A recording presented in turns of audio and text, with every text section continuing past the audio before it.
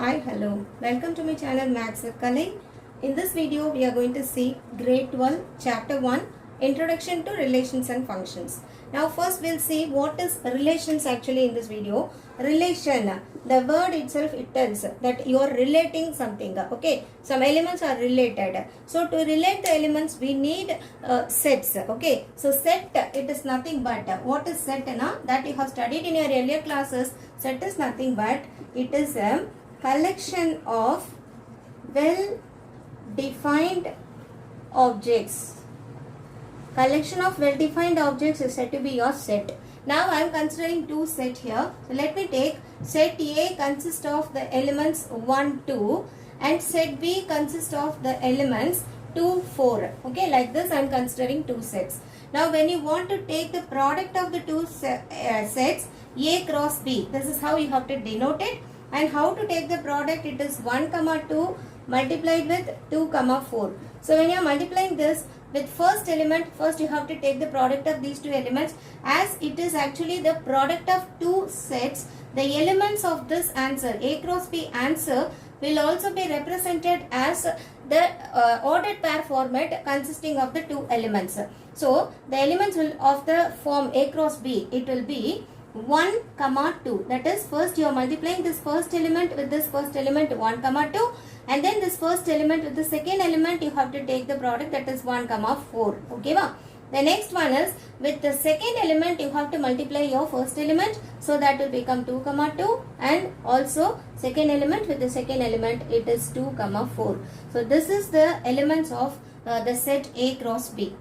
Now let us take one relation. A related to B.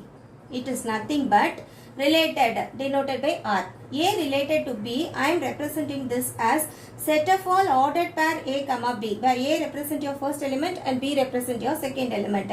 So it is actually the set of all ordered pair A, B such that A is equal to B. Like this, if I am giving one relation, this is how you can give the relations. The relation can be anything. A is equal to B, A less than B, A greater than B. First element is the brother of second element is the sister of first element. Like that, any relations can be given. Okay, so that relation only we are calling it as A related to B. Now the relation I am assuming is the two elements are equal. So what is the answer you can have according to this relation? A related to B, the value of this A is equal to B in your ordered pair, in which element you have the two elements as equal, A is equal to B, that alone will come as the answer for this. So it will be 2, 2. That only will be your A related to B answer. Okay. Now actually in the introduction part, you have been given some definitions. In definition 1, they are telling you what is meant by empty set, and the other one is what is meant by universal set. So these are the two definitions we are having in your introduction part. First we'll see empty relation. Empty relation, the word itself it tells, empty means nothing. Okay, the relation is denoted by the letter R, as I said.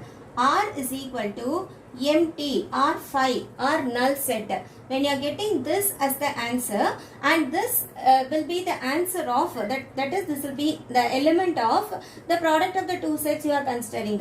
Okay, so it may be A cross B or A cross A.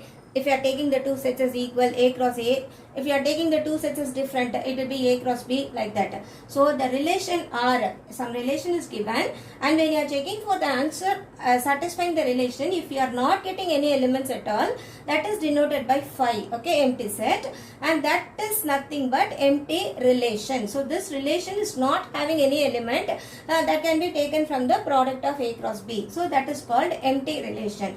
And next definition is universal relation. Universal relation.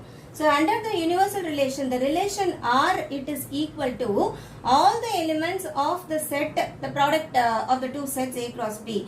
Relation R is equal to the relation, it satisfies all the elements of the set A cross B. You are getting the answers, then it is called your universal relation. Okay, so this is what is universal relation, and this is empty relation.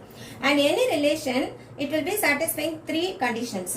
One is reflexive, and the second one is symmetric. and the third one is transitive.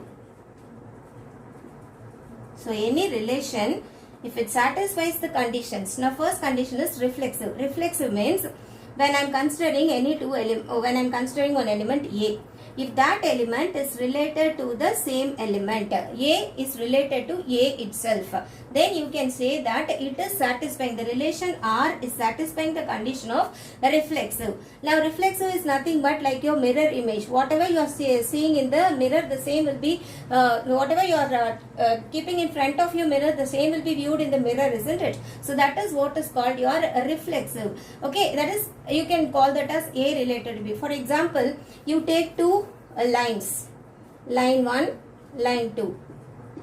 Now I am saying that line 1 is parallel to line 2, I am saying. Now this implies, that is actually instead of this two elements, if I say it is line L, okay, one line I am considering, the line, whether it is parallel to the same line, if I am asking now, the answer for that will be yes only, because any line will be parallel to that line only. Okay, so that is what is called A related to B. Now symmetric. For symmetric, you will be considering 2. Okay, symmetric now, it will be similar to that. Like A related to B, if I am assuming, then it has to implies B related to A. Okay, now also you say A and B are two boys of a family. Two boys of a family, you are considering A and B are two boys of a family. Now if I am saying that A is the brother of B, then automatically you will have the relation B is the brother of A. Isn't it? A and B are the two boys of a family. If A is the brother of B implies B should also be the brother of the first boy, brother of A only. Okay. So this is how we are saying that it is symmetric. If the conditions are satisfying like this, you will say that it satisfies the symmetric relation. For transitivity, now you need to consider the values like this. Now A related to B, A related to B. Two elements you are considering, the two elements are related to each other, and B related to another element C. A's first element is related to second element is related to third element we are considering. In this case, if you can prove that the first element is related to the third element also, then you can say that relation is satisfying the transitive condition. Okay.